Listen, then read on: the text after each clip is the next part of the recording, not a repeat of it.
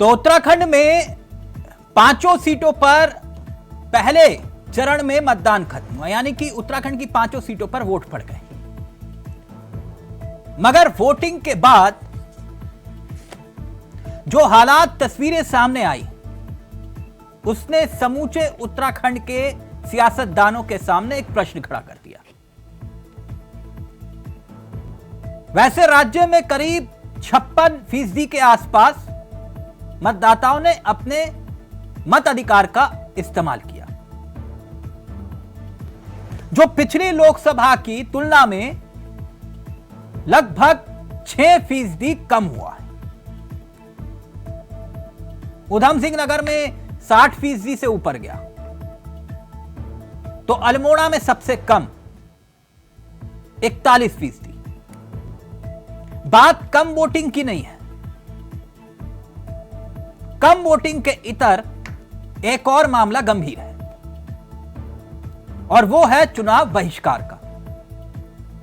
उत्तराखंड में इससे पहले चुनाव बहिष्कार के इतने मामले नहीं आए जितने इस बार आए। पिछली बार लगभग 10 जगहों पर बहिष्कार का आह्वान हुआ था 2019 में, और 2022 में यानी कि इस बार करीब 25 घटनाएं ऐसी आई जहां पर सीधे तौर पर बहिष्कार का आह्वान कर दिया गया। अब इसने एक सवाल खड़ा कर दिया है, और इसी मुद्दे पर आज हम चर्चा करेंगे। हमारे साथ मेहमान जुड़ेंगे, लेकिन पहले इस रिपोर्ट पर गौर करें। उत्तराखंड में घट गया मतदान प्रतिशत।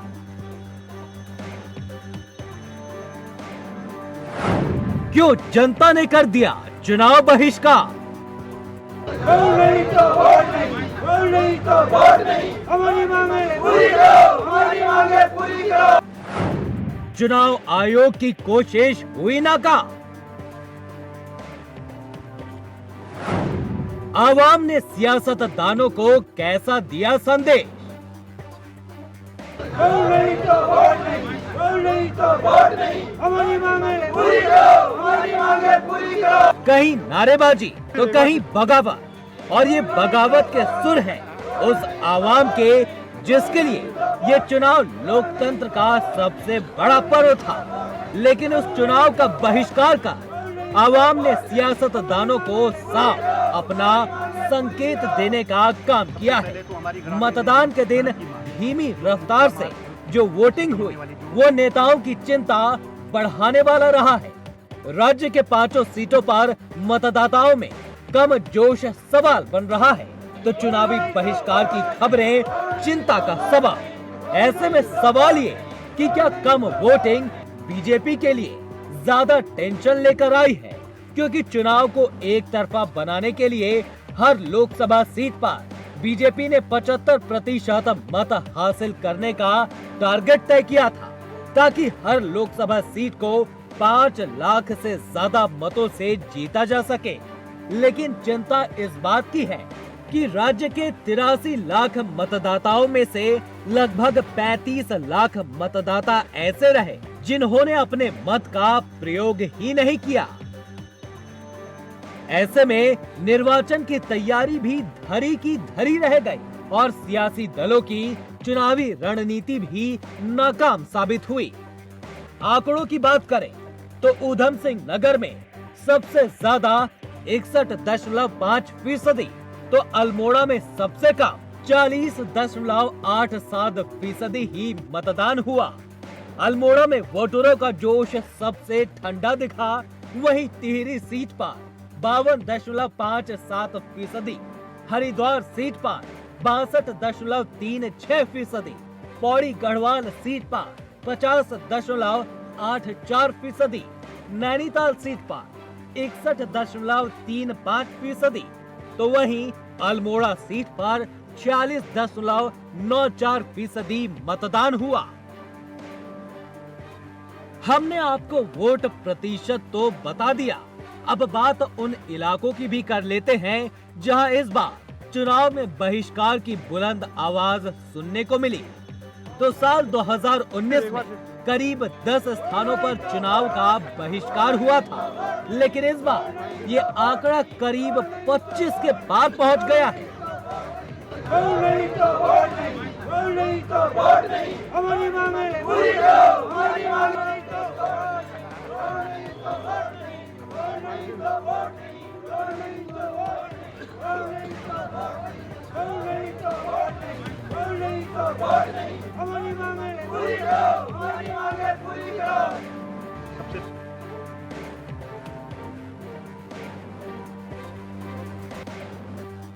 प्रदेश में 5 लोकसभा सीटों पर भले ही मतदान कम हुआ हो, लेकिन बीजेपी इसे अपनी जीत मान रही है।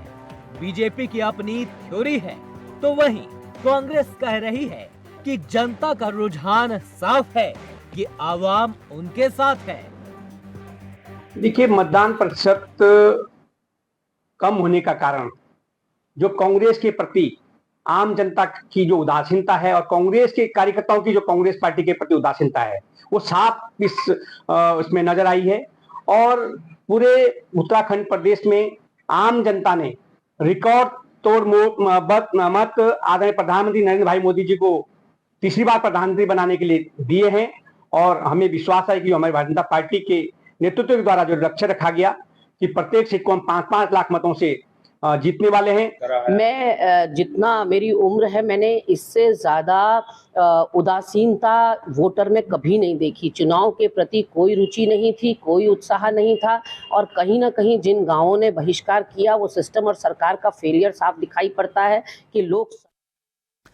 तो चलिए सीधा रुक कर रहे हैं अपने मेहमानों की तरफ। आपको बता दें आज हमारे साथ इस चर्चा में जो मेहमान शामिल हो रहे हैं उनसे आपका परिचय करवा देते। तीनों मेहमान आपकी स्क्रीन पर है। हमारे साथ कमलेश जी हैं, बीजेपी का चेहरा है, आशीष जी हैं, कांग्रेस का चेहरा है, और जयसिंह रावत जी हैं, वरिष्ठ पत्रकार हैं जो लंबे अरसे से उत्तराखंड की सियासत को कवर करते हुए हैं। जय सर, मैं आप ही से इस चर्चा की शुरुआत करना चाहूंगा।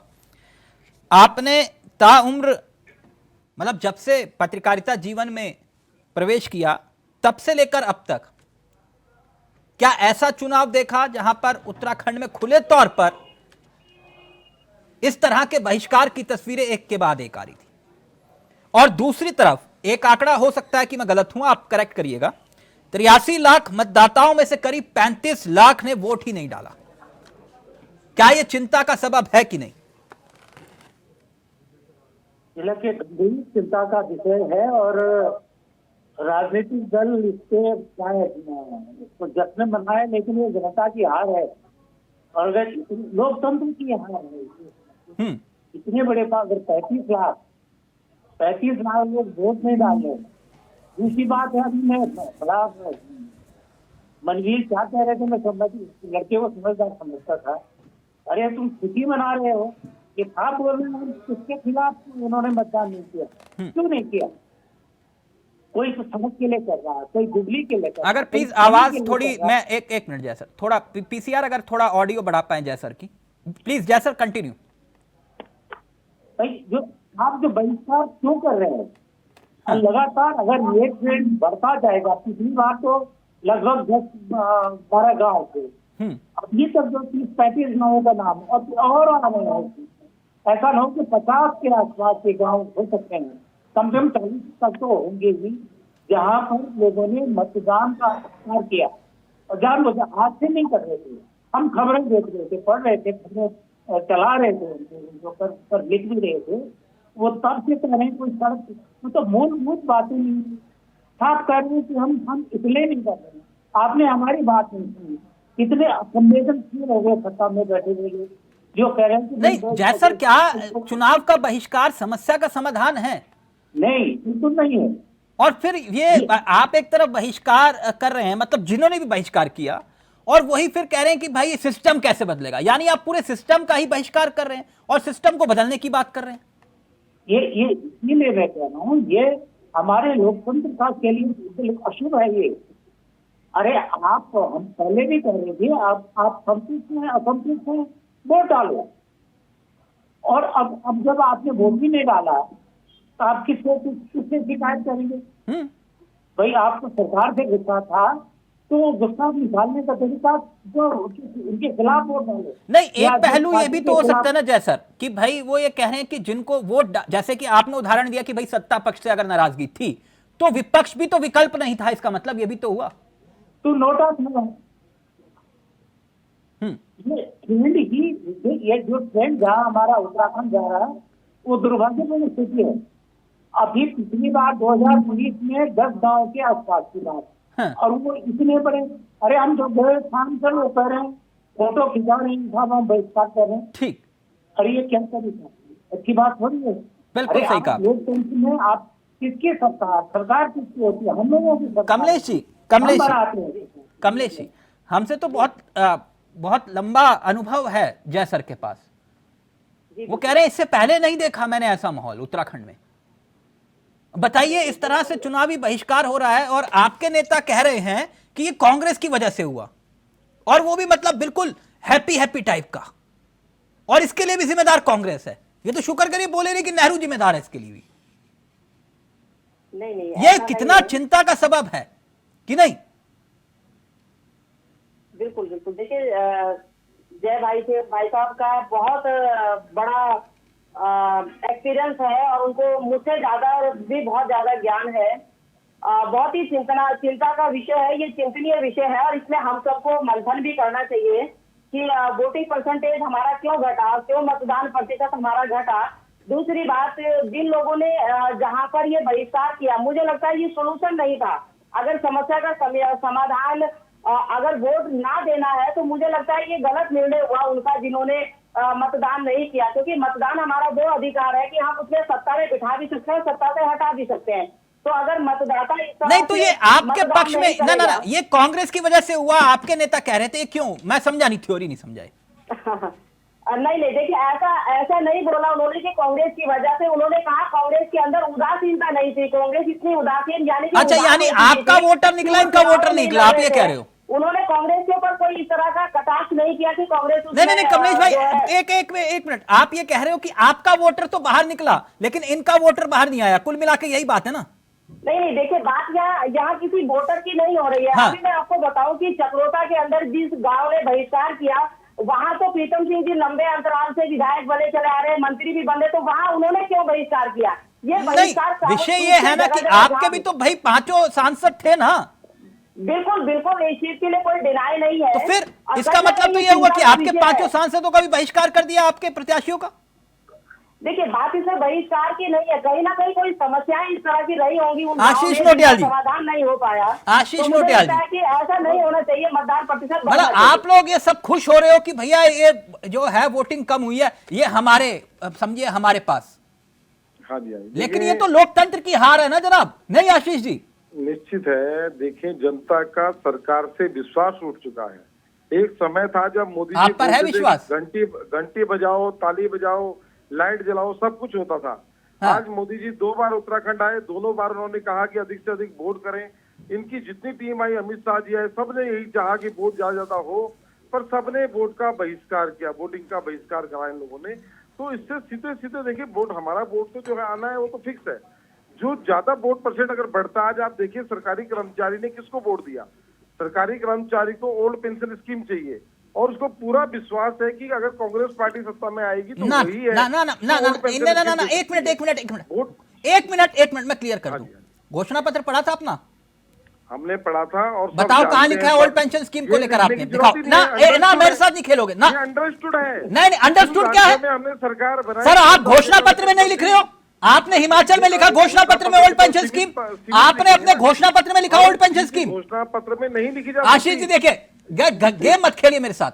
लिखा है तो बताओ, मैं सार्वजनिक रूप से माफी मांगूंगा। बताओ, लिखा है आपने? ओल्ड पेंशन स्कीम लागू करेगी? ओल्ड पेंशन स्कीम कहां लिखा है मेरे को बताओ। करी कि नहीं करी? आपने किस पन्ने पर, किस पृष्ठ पर, कहां लिखा है ये बताओ। नहीं लिखा आपने, देखिए आप अपना घोषणा पत्र। है ना यार, कुछ चीजें तो अंडरस्टूड होती है। नहीं, अंडरस्टूड नहीं होती ना। आप ये कह रहे हो कि लिखा नहीं और दिखा नहीं। होनी है, ये जनता को विश्वास है। आशीष जी देखिए, मुद्दे पे आप देखिए, जो था हमने अपना काम कर दिया, अब आपकी बारी है। तो हम निश्चित हम ही कर रहे हैं, और हमने जिन राज्यों में सरकार बनाई हमने वहां करी है, हम कर सकते हैं। और इन्होंने लेने का काम किया। राजस्थान के अंदर आप देखें, जैसी सत्ता में आते हैं आप ओल्ड पेंशन खत्म कर देते हैं। हमने दी है, और दूसरा जो भारतीय जनता पार्टी का घोषणा पत्र था वो समझ ही नहीं आ रहा था ये बोलना क्या चाह रहे हैं उसमें, वो जनता उससे गुमराह रही। कमलेश हर जी, किसी के पास हमारा ये कह रहे हैं ये जो बाहर निकले हमारे वोटर है, आप कह रहे हो कि जो बाहर निकले वो हमारे वोटर है। ये 2 जून बताएगा किसके वोटर थे। देखिए 2 जून में आशीष जी, वो इस वक्त मुझे लगता है कि आप खड़े मजाक के मूड में है। वो कह रहे हैं, वो जिस तरह की बात कर रहे हैं कि अंडरस्टूड है, अंडरस्टूड कैसे होगा? अगर आपके घोषणा पत्र में नहीं है तो कहाँ से लाएंगे आप तो जनता को कह देंगे कि हमने तो ये वादा ही आपसे नहीं किया। लेकिन मेरा चिंता का विषय दूसरा है। आज मेरा विषय ये नहीं है कि घोषणा पत्र में क्या है क्या नहीं है। मेरा चिंता का विषय है कि मतदान जो हमारा प्रतिशत कम हुआ है वो नहीं होना चाहिए, उस पर मंथन करना चाहिए। तमाम सभी दलों को बैठ करके मंथन करना चाहिए कि राजनीति में इतनी छोटी राजनीति नहीं होनी चाहिए कि हमारा मतदाता हमसे रूठ होकर के मतदान ना करे। लेकिन मतदाता को भी इस बात में ध्यान होना चाहिए कि आशीष जी बोल रहे हैं, आशीष जी जो बोल रहे हैं वो कह रहे हैं कि ये तो सत्ता के खिलाफ था इसीलिए ये सब हुआ। कोई बात नहीं, वो तो 4 जून को पता लग जाएगा, सारी चीजें स्पष्ट हो जाएंगी, दूध का दूध और पानी का पानी। जनता बिल्कुल महान जनता है प्रदेश की, हमारे देश की। वो जिसको भी वोट देती सत्ता में बिठाना चाहे बिठाए, उतारना चाहे उतारे।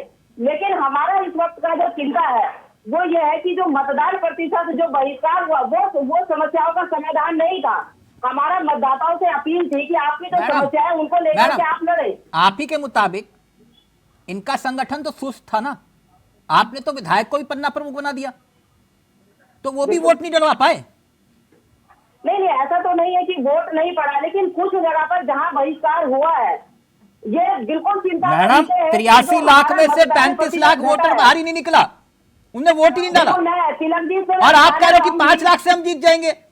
मैं आपको एक गांव की घटना बताना चाहती हूँ, टीरी की। टीरी में एक गांव है जहां पर 612 वोटर हैं और वहां पर 302 लोग रहते ही नहीं है। वहां से जो है स्थान अपना अलग लेके जा चुके हैं। वहां पर केवल मतदान 270 हुआ है। तो आप कैसे काउंटिंग कर सकते हैं इस चीज को? जल्दी से आशीष जी, फिर मैं जैसर के पास जा रहा हूं। स्थान चेंज कर चुका है, वो बाहर जा चुका है, वोट डालने ही नहीं आया।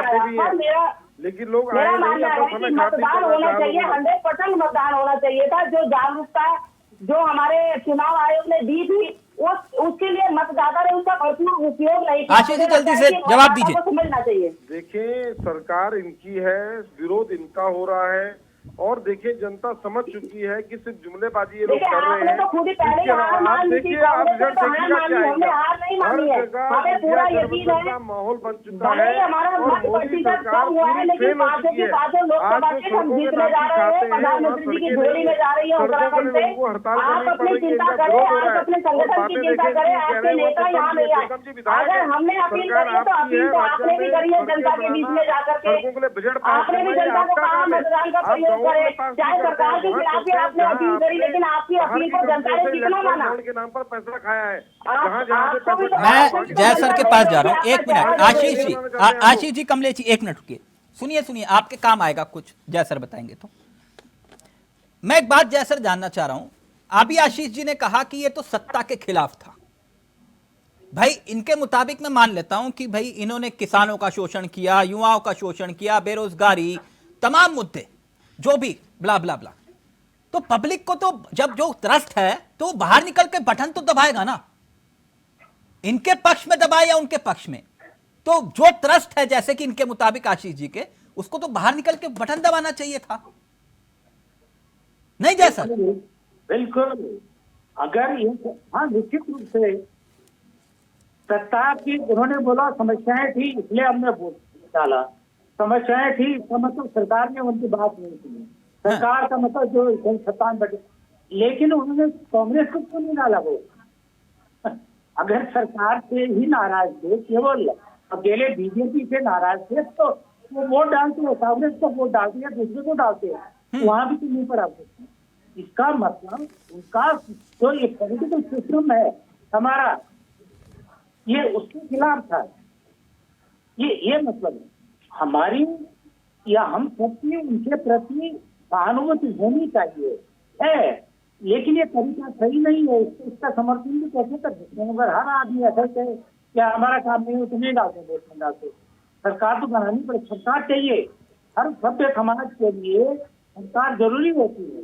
और कितना दुर्भाग्य है, सरकार कितने % 30-40% मेजोरिटी वाली जनमत वाली सरकार बना देते हैं लोग, और बाकी के रेस्ट जो जो जो जो उनके खिलाफ नहीं होते आशीष थे, जी, ये बात तो जो जयसर कह रहे हैं वो वाजिब है भाई।